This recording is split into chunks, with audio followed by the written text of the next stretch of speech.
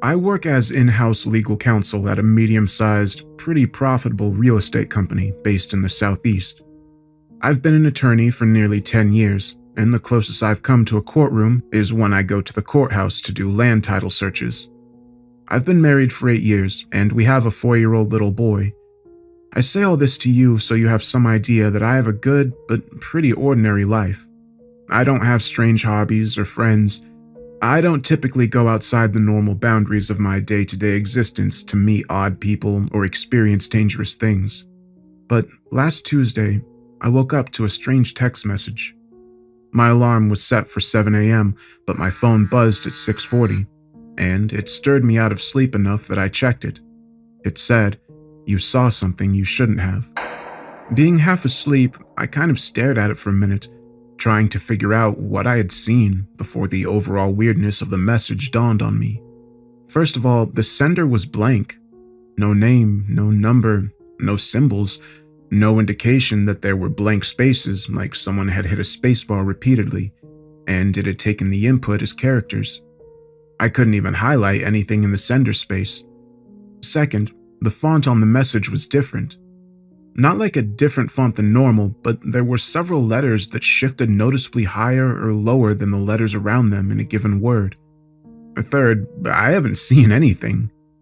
Aside from going to work, a parent-teacher conference, and out to pick up a pizza, I can't think of anywhere I've even gone in the week prior to that message. And I sure haven't seen anything weird or criminal or whatever. I show it to my wife, and she just laughs it off. Says it's probably some marketing thing or maybe a wrong number. That seems like a reasonable possibility, so I push it aside. 2 nights later, last Thursday, I started having bad dreams. When I was little, I used to have night terrors. I'd wake my brother up screaming my head off, and it got so bad that even though my parents couldn't really afford it, they took me to a sleep clinic for a few days when I was 8. I don't remember what help they really gave me, but I know it stopped, or I grew out of it. And aside from the occasional normal nightmare, I'd never had any problems since. But this dream, while it was unpleasant to some degree, didn't feel like a nightmare or even a dream. It felt very real and strangely mundane. I was at a dimly lit library, going through old books, and while I can't say what I was looking for, I know I felt a growing sensation of frustration and unease that it wasn't there. When I woke up, instead of feeling relieved, I felt panicked, and in my sleep-addled stupor, I tried to force myself back to sleep. But, of course, that never works. After a few minutes, my phone buzzed. It was another message in the one-sided conversation from the mystery sender. "You saw something you shouldn't have, and you need to stop before your life." The message stopped there. But there was a photo attached. It was a dark picture of a man squatting down in an aisle, peering intently at a row of faded books on a low and dusty shelf. The heavy metal bookshelves and long aisle made it clear that it was a library, and while the picture was at a bad angle and poorly shot, I could tell it was me. Not me from any library I'd actually ever been in, but me from my dream. I felt sick as the idea bloomed and took root in me, and I considered waking my wife to show her, but something in me resisted the impulse. Maybe it was fear that she would look at me with worry, or worse, sadness and fear in her eyes. I don't know, but I haven't told her yet. I haven't told her about the last of it either. The dreams have continued. Me at some strange place I consider home in the dream, me at a restaurant, me walking through some unknown town on a stormy afternoon with patches of hail coming down intermittently, thudding against an umbrella with a heavy, wrought metal handle. All these things seem real, and I wake in a strange panic. No more messages for the last few days, though, and while I've grown to dread and hate my phone when it buzzes, my hope was that whatever strangeness has been happening was fading, and would eventually take the dreams with it. This morning I found a coin on my nightstand. I call it a coin because it is a small flat disc in the shape of a coin and with a heft as though it was made of metal, but its surface is not metal. It seems to be some kind of mottled gray leather or scales, almost like shark skin, but it is solid and sturdy, and it has some kind of embossing. but it is hard to make out due to the thing's color and texture, and it's probably my imagination, but it feels like it's warm. The message buzzed through a few minutes later. You saw something you shouldn't have, and you need to stop before your life is consumed. I think I need help. I just don't know what kind. Has anyone experienced anything like this before? I don't know what's going on, and I don't think the message is finished yet. Please respond if you know anything. I appreciate the responses, both public and private. Some helpful insight and suggestions. I've considered trying to text back, but I didn't at first out of concern it was a phishing scam, and later because I was honestly scared and wanted to ignore it, hoping it would go away. Worried it might provoke a reaction. But it is good advice, and I will try. My wife is taking our son to her parents tomorrow, so I'll wait and try it when I'm alone, just in case.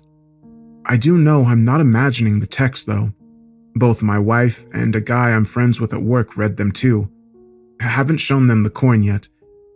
I don't know. Anyway, thank you again, and I'll post an update in the next few days. My son is gone. I don't know how else to say it or how else to start this. And I don't know what the point of any of this is at this point, but I also feel like this is the only place I can really talk and not sound crazy, even if it's just because everyone here thinks it's just a story I'm telling. When I say he is gone, my beautiful, smart, funny boy Luke, that is what I mean.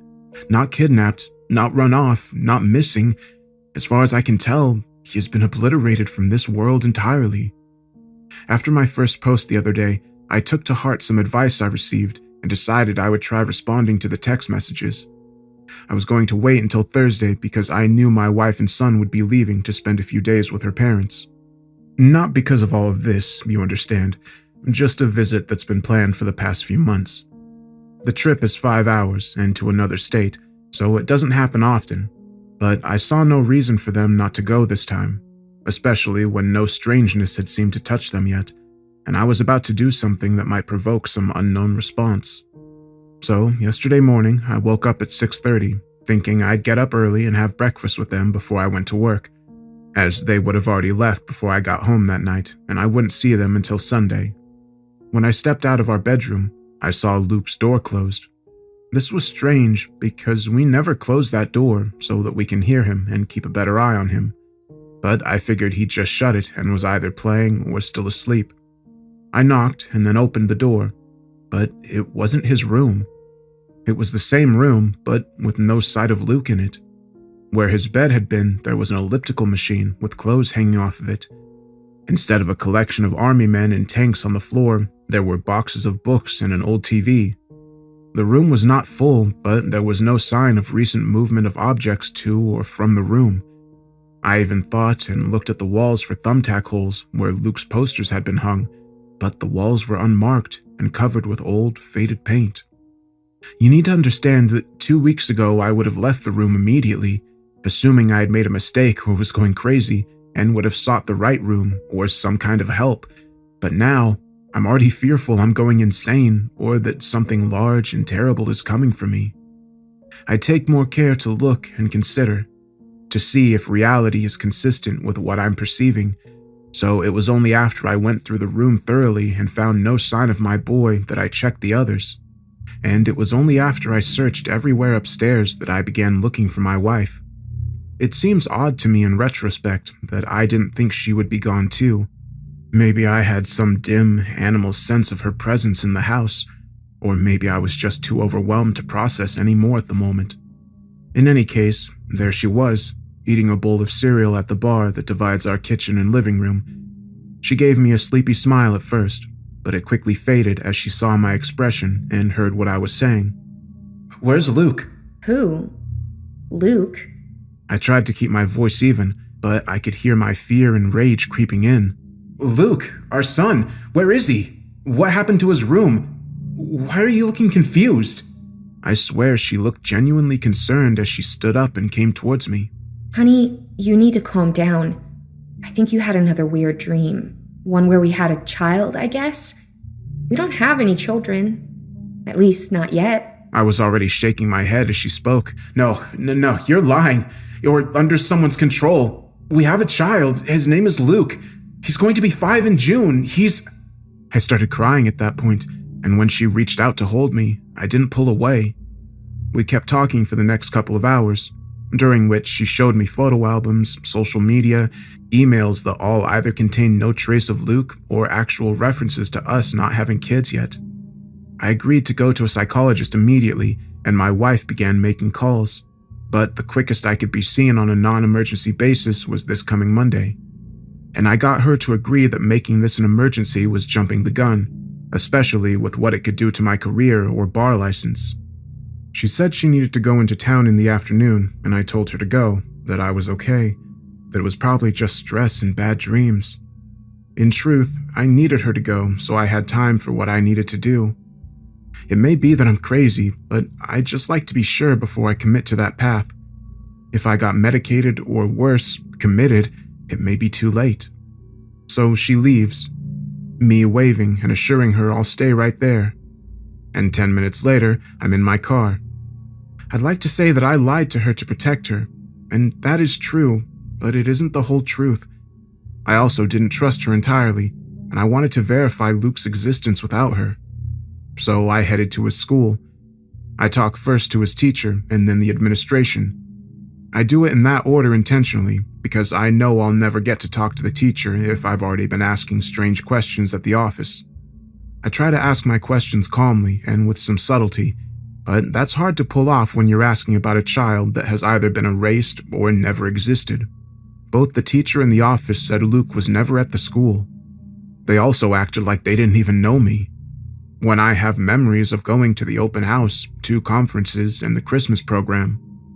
I sat out in my car afterward for a few minutes, crying and trying to reconcile what I knew and felt with the world I'd woken up in. I was close to giving up and going home before I was missed when something occurred to me. I knew that teacher. Aside from related to Luke, I'd never been to that school or met that teacher. Yet I knew her name, her face, where her room was, and what it looked like. Whatever was happening, it really was happening, or I was so far gone that I was lying to myself and creating facts as needed to sustain the delusion. In either case, I made the decision to pursue it further. I texted my wife, apologizing for leaving, telling her not to worry and that I'll be back the following day. I have a long trip ahead of me. Luke was born in the same county my wife is from, the same place I thought they would be heading to today to visit his grandparents. I had already rejected trying to confirm his existence with my wife's parents for several reasons, but I did want to check the birth records at the county probate court. It was one of the few official ways of verifying a young child's existence, and my hope was that if there was some kind of manipulation going on, maybe it wouldn't go that wide or deep. And yes, I know I sound paranoid and insane at this point, and will more so later on. After sending my wife a long text, I finally sent a text to the unknown number. What happened to my son? I probably typed and erased 10 different messages before settling on that one. Not too vague or specific, not overly emotional or confrontational. I waited for 10 minutes for a response, but none came. Setting the phone down, I headed out. There was no way I would make it to the probate court before it closed for the day, so I drove slowly, using the time to think. At one point, I stopped and got something to eat at a fast food place, going inside just to get out of the car for a little while. I sat inside after forcing myself to eat a few bites of a burger that I didn't want when an idea hit me. I had brought that strange coin with me. I didn't really remember picking it up, but I was in a frenzied rush when I left the house. I went back up to the condiment bar in the restaurant and got 5 packs of sugar, emptying them on the table and spreading them in a thick but even circle a little bigger than the coin. My idea was that I could try pressing the coin into the sugar to see if I could tell anything from the imprint it left behind. I did it on both sides, and on one side there were strange shapes and what might be words along the edges. But they were faint and nothing I recognized. On the other side, it seemed like there was a picture of something, possibly a whale. I tried to take pictures with my phone, but the flash washed it out, and no flash was too dark. I gave up and went on the road again. By 10:30, I was close to the area and was going to look for a place to park for the night, having found the idea of getting a room with my card somewhat terrifying, as though someone would find me and capture me in my sleep. I had already gotten money out of the ATM before heading out that afternoon, and it needed to last me a while for food and gas, but speaking of gas, I needed some. I'd been so preoccupied that I'd let it get down to the fuel light, and the only gas station within the next 30 miles was lit up but closed. The sign on the door said back by midnight, and while I had no guarantee it was true, my stupidity had left me with few other options. So I sat and waited. The attendant did come back a few minutes before midnight as promised, but something else happened before she got there. I'd gotten out of the car a second time to stretch my legs and wake myself up. Pacing the lit parking lot of the gas station and peering out into the surrounding dark. In the distance, I could see the dim, shadowy shape of a couple of houses, partially lit by 3 amber streetlights that seemed to have been haphazardly placed to poorly light this spot of the road. Everything was so still and quiet, it felt like I was the only thing living in some dead or frozen world. Then I saw movement in the distance. It was at the edge of the pool of light thrown down by the farthest streetlight, dipping in and out of the dark. I couldn't see much, and my first thought was that it was a large plastic bag of some sort being blown by the wind, except it didn't move right. And there was no wind. I would just catch glimpses of it, light and dark, shiny and rippling, several feet above the ground and bobbing like an obscene balloon tugged by an invisible child. I ran back to my car and locked myself inside and was ready to leave, gas or no gas, but when I looked again, it was gone. When the girl came and unlocked the door, I thrust $40 at her and pumped the gas as quickly as possible, getting back out on the road too fast but maintaining control of the wheel. I didn't stop until I reached the courthouse, and I parked nearby for the night. My plan had been to sleep in the car, but there was no sleep to be had at this point. I kept watching for that shape and recording this. If I'm able, I will post this today, which is Friday. This has become a journal of sorts for me, and I still hold out hope it may lead to help, but at least it will be a record if nothing else. I've had a lot happen in the past few days. I'm currently using the Wi-Fi in the lobby of a motel I stayed at last night, and I've been aimlessly wandering since Saturday, never staying at the same place more than one night, but I think that's over. It's not accomplishing anything, and I'm very tired. I looked back at what I had posted last, and it was all accurate. The last few days have made me feel sure that I'm either so insane that I'm likely in a padded room right now, rocking in my own piss and shit, dreaming all this up, including recording this for all of you, or it's real. If it is real, I think there's a very good chance that I'm in hell. In which case, would that make it real or just an imagined torment? I don't know, but I find the semantics of it pretty funny at this point. But back to the story, right? Gotta tell the story. And I do. I feel compelled, and when I'm getting it out, I feel more at peace than any other time. Like I'm lancing a boil. Enough of my whining. On with it. I went back into the probate court that afternoon and met with Miss Mercer, who was pleasant and helpful enough, though she had no real help to give. She said that the paper records were all transferred into their database back in 2002, which of course covered Luke, who was born in 2013. No sign of him. I tried every search parameter, but no luck. So then I start asking about doing a search of the physical records. Even when they put those records into the computer system, they have to keep the originals of vital records in most states. The woman was again as helpful as she could be, saying that I was in luck because she had records going back to 1982 in the courthouse, though they were about to transfer everything up to 2015 to an off-site storage facility in the next few weeks to make more room. After that, paper copies from the originals would take a written request and a few days turnaround, but again, she pointed out unironically, today was my lucky day. She led me into a cavernous room filled with deed books and land plats, which made me realize I'd never even called into work the day before or today. Pushing the thought aside, I followed her through another door to a smaller, more densely packed room full of file cabinets. She showed me how the filing system worked and offered to help further, but I told her I could work on it myself. I planned to be thorough, so I made up a more elaborate story that I was doing genealogical research and Luke was a distant cousin. This made it easier to explain that I would need some time to look through records for not only him, but any other lost relatives. In truth, I just wanted to be alone with the records and make sure it was not misfiled if I didn't find his birth certificate right away. Miss Mercer nodded cheerfully and meandered away, heading to a nearby break room where another woman was apparently eating some variety of Arthur's birthday cake. I began searching, and it took little time to see it wasn't there. No sign it ever had been. I expanded my search to the entire drawer, then the 2 drawers before and after, going through each certificate individually. It was monotonous, but as I searched, I began picking up on pieces of the conversation between Mercer and the cake lady. They were talking about the funeral Mercer had been to that morning. It was for a man who had run a local barber shop for a number of years, a man whom Miss Mercer clearly thought a lot of and had even dated briefly when they were both just out of high school. There was some wistful talk of him being kind and handsome, but what caught my attention was their tone of voice as they spoke. It carried not just sadness or regret, but a thick chord of fear. At first, I didn't understand, as it was incongruous with what they were saying. Then they started discussing how he died. The man had been found out behind his barber shop one morning earlier this week, having apparently been attacked the night before. No one knew what had attacked him, but his entire head was riddled with tiny holes. Face, scalp, even under his jaw.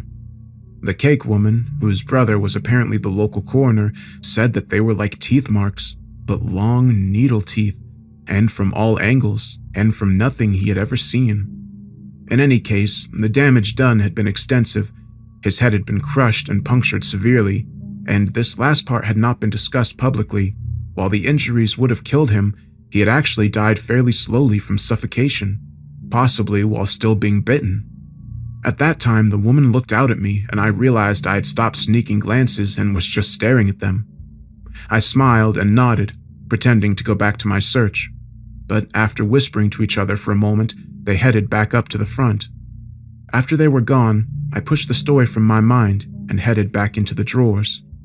After an hour, I gave up on finding Luke. I wanted to cry, but I felt too hollowed out and tired to actually do it. Turning to head back up to the front and away from the courthouse, I had a thought. My wife was born in this county too, back in 1984. I didn't know why I felt like I needed to check her too until I did. There was no birth certificate for her either. I searched the entire drawer, a new wellspring of panic rising in my chest. Trying to catch my breath, I pulled out my phone. First, I checked my text messages. She had sent me 3 the day before asking me to come home, but each time I had sent a text back just saying I was okay and I would see her when I got back. But since then, nothing. I had assumed she had just given up for the moment, but now I wasn't sure. I called her cell phone 3 times and the home phone twice, but there was no answer at either. They just rang. I almost ran from the place, but got control of myself and waited long enough to ask Miss Mercer to run a computer check for my wife before I left. Again, nothing. I already felt myself growing numb. Thanking her, I left the office. The trip back home was uneventful, and I honestly don't remember most of it. My head in a dull fog.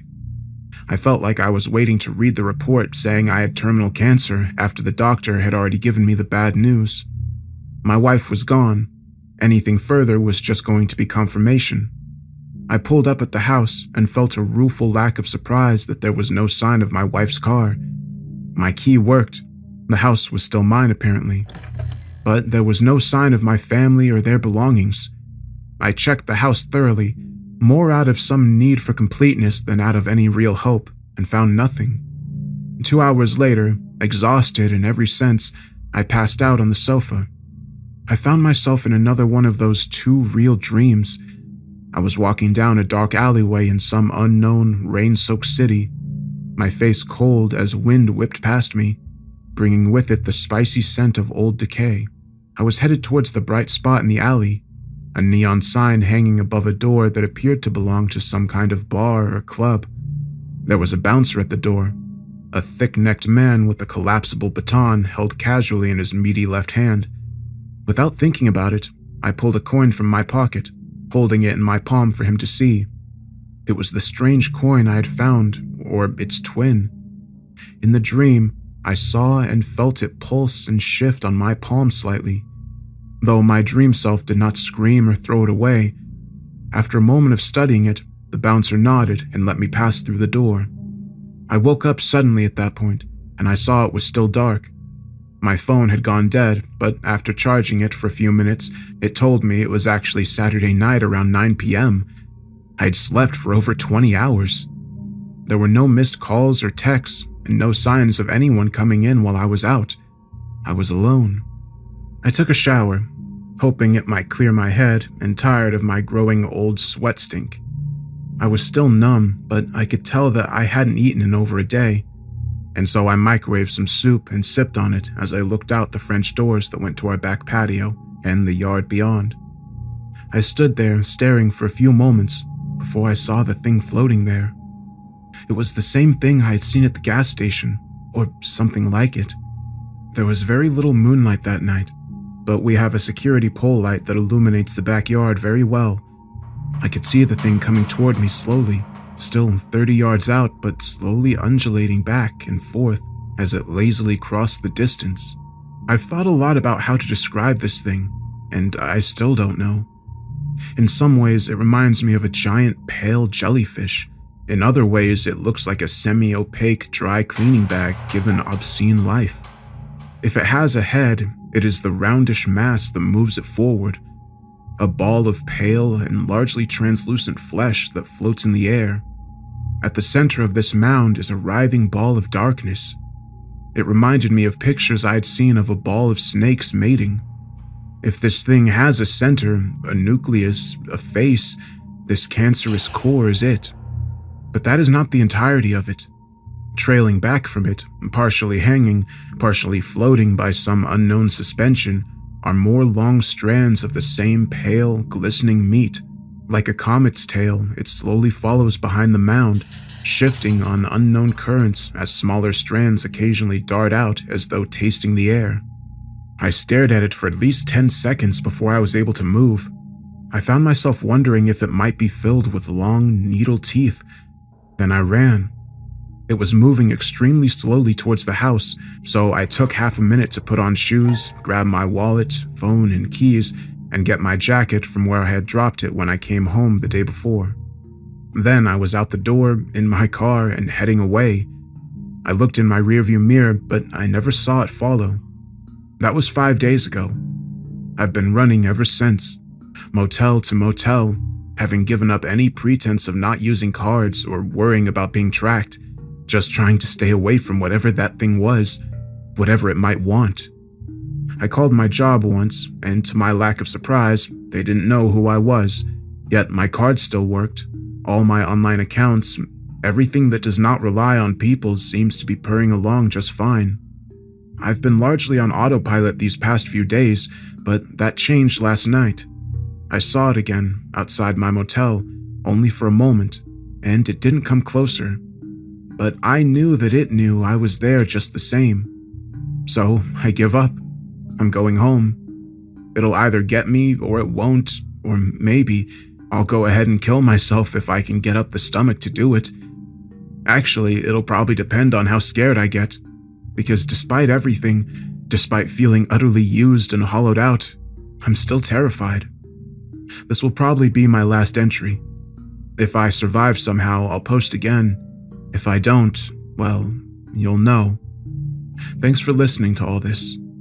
I feel so alone now, and it means so much to be able to talk about this, even in such a strange format, even if it amounts to screaming out into the dark. Thank you. By the time I got home Thursday evening, I had decided I wanted the thing to come. Whether I wanted it to come back to finish me, or so I could attempt to kill it, would change moment to moment, but the idea of fighting back had built slowly throughout the day and remained a constant. I was tired of being a victim to whatever this all was, of having things taken away from me. Thoughts of suicide faded more and more, in no small part due to the words of encouragement I've received here. And while I was still resigned to the fate that I was likely going to die, I decided I still had a little more will to try and resist left in me. So, of course, nothing happened that night. When I arrived home, I checked the house again thoroughly, and it was untouched since my last visit. No sign of my family or their belongings. Now, beyond the initial shock of all that had happened and slightly better rested, I had more time to study the pattern left behind by their erasure. Not only were all their belongings gone, but there were other things gone or different too. My son had done a handprint in clay back in October for a school project. He had given it to me, and since then it had been displayed in the kitchen, up against the backsplash on a small stand meant for a photo or a baseball card or something. It and the stand were gone. I had a long, waxed raincoat that my wife had given me 2 years ago. Very expensive and nice, though I rarely actually wore it. I checked our coat closet, and it was gone as well. Even things like furnishings were different. If it was something I had bought or we bought together, it was still there, but other pieces of furniture or hangings that she had bought alone or had before we were together were either absent or replaced by something unfamiliar to me, as though to fill the hole left by the other object's absence. My bank account was another strange anomaly. As I had previously mentioned, my job apparently no longer exists, and I have no indication of some other job that had taken its place. No business card, no strange contacts in my phone, etc. So I looked on my account to see how much money was left and where it was coming from. I had plenty of money in there, more than I usually do in fact, and when I look at the deposits, it shows a direct deposit of close to $7,000 once a month for as far back as records go on mine. The name attributed to the deposits was just a sequence of letters, numbers, and symbols, which, if they have some meaning, don't mean anything to me and could well be random. I considered calling the bank the next day to try to learn more about my benefactor, but just the idea of it seems exhausting. I'm ready to be done with all of this. So I set aside my phone, pick up the softball bat I had recovered earlier in the same closet that was now missing my fancy, rarely worn raincoat, and go to the backyard. For the next hour, I roam around outside and in, calling out to the terrible thing that is haunting me, demanding that it confront me. I can feel some ever-shifting mixture of fear, anger, and despair coating my tongue and my words. By the end, I am more begging and pleading than anything else, but nothing. Fine. It'll come in its own time. I go back in, eat something, and then go to sleep. I can't bear to sleep in our bed, or even stay in our bedroom for any length of time. It's too sharp a reminder of my wife's absence or non-existence. So I set up on the sofa again downstairs, and before long, I'm deep asleep. I have long, strange dreams that night, and while they bore the same texture of realness as the other dreams since the text had begun, I don't remember any details of them. What I remember instead is the sudden and sharp pain in my right hand that woke me. I tried to sit up in shock of the pain, but my hand was immobile down near the floor, so the result was a protesting flare of pain in my shoulder as I spun and fell off the sofa onto the carpet. I caught myself on all fours, my gaze at a good level to see what was eating my right hand. It was another of those things. I don't know what to call them, but this one was much smaller. The small, glistening bulk of its body was spread across my hand like a glove or mitten up to just past my wrist. At the time, I was in such pain and terror that very little cohesive thought was occurring, so bear with me, as much of my description is based upon restructuring these events upon reflection. The dark ball of snake mass I had seen on the larger one was here too, but spread out over my hand like an inner layer to the horror that was trying to consume me. Looking at it now, I guess that's where all the teeth come from. There were so many teeth, needles boring down into my flesh, plucking at my tendons and scraping at my bones. As bad as that was, the overwhelming sense of pressure was somehow worse. And though the creature was competing with itself as to what method would destroy my hand first, when I looked at it for the first time, I swear it paused and considered me, though it had no eyes or face I could see. Then it went back to work, and I began to scream. I couldn't move my hand because it had wrapped parts of itself securely to one of the legs of the sofa, and my first attempts at pulling it free just caused fresh pain with no progress. I looked around for a weapon, but saw none within reach. I did notice where I had left the strange leathery coin on the coffee table, however. The coin had burst open from the inside while I slept. Apparently this thing had been inside the entire time, but that information wouldn't help me now. I needed to kill it. My hand was beginning to go numb, and I knew I had little time left to save it, if it could be saved at all. Straining with the effort, I partially stood and began moving towards the kitchen, because while the thing couldn't be dislodged from the sofa wasn't attached to anything. As I began pulling it and the sofa along slowly, it bit down and crushed my hand more, and I felt sure it would just burst, leaving me with a bloody, ragged stump. But I kept pulling, my screams having died out in my concentration and effort. I made it across the living room, then into the edge of the kitchen. I thought about the knife, but I was afraid I would just hurt my hand, or it would just dislodge and crawl up the knife to my left hand before I could drop it. I began pulling out drawers and found an old trigger lighter that I sometimes used on the grill outside. Saying a frantic prayer, I pulled the trigger. Nothing. Again, and a small flame appeared at the end of the lighter. I held it tighter and stuck the flame to the creature's flesh. Dark gray smoke began trailing up from the side of the flame, and there was a terrible smell that made me gag. But that was all. No reaction from the creature at all. The pain was fading away now, but that somehow made me more afraid, not less. I cast my eyes around for some new weapon, but saw nothing other than a small cow salt shaker that must have been one of the replacement objects, because I had never seen it before. I suddenly thought of garden slugs, and having no other ready options, I picked up the shaker and turned it over. Salt poured out, and this time the reaction was immediate. The milky flesh turned black where the salt landed, seeming to stick and burn the creature as it began trying to release my hand. I put my right foot down on it to hold it in place as I shook out more, rubbing my hand along the floor to catch salt crystals that missed their mark initially. The creature gave a violent shudder and then went still, aside from the continued withering of its flesh. I slid my hand free from its carcass and continued to shake salt with the other, until it had melted into a small black wad of flesh that began to crack and crumble into flakes before my eyes. I sat, staring at the remnants of the monster for what seemed like 5 minutes, making sure it did not somehow reconstruct itself, before turning to look at the hand I was holding cradled in my lap. There was no blood or leaking fluid of any kind. Instead, my hand looked slightly swollen, but otherwise normal aside from the hundreds of small holes that now adorned nearly every millimeter of my flesh. Even the skin on the sides of my fingers had holes, as well as multiple holes through each fingernail. In places where I could clearly see veins, there were holes there as well, but still no sign of blood. And no pain. No feeling at all, actually. My hand just flopped limply on its wrist without even a tingle or some phantom sensation. Trying to decide the best course of action, I looked at my phone and realized it was 2 a.m. on Saturday morning.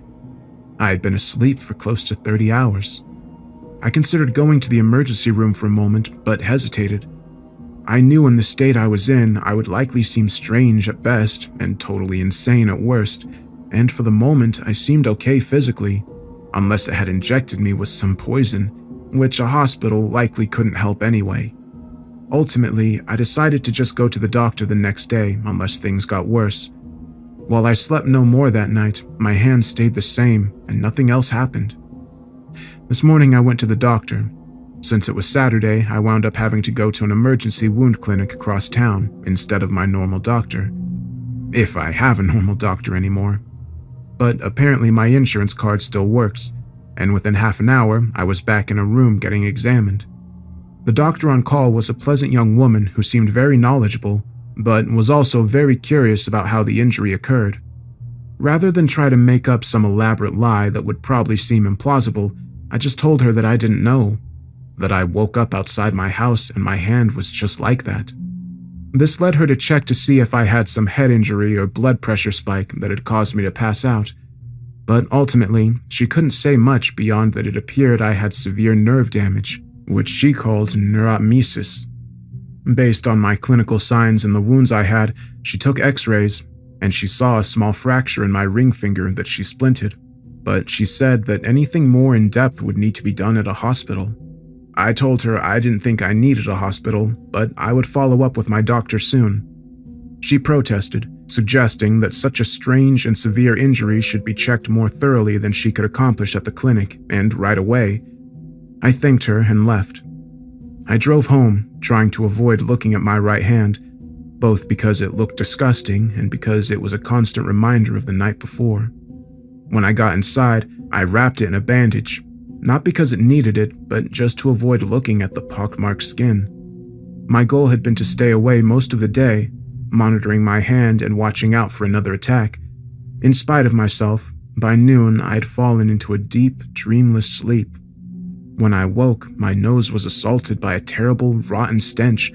I immediately looked at my bandaged hand, which was soggy and laden with some brownish-green bile.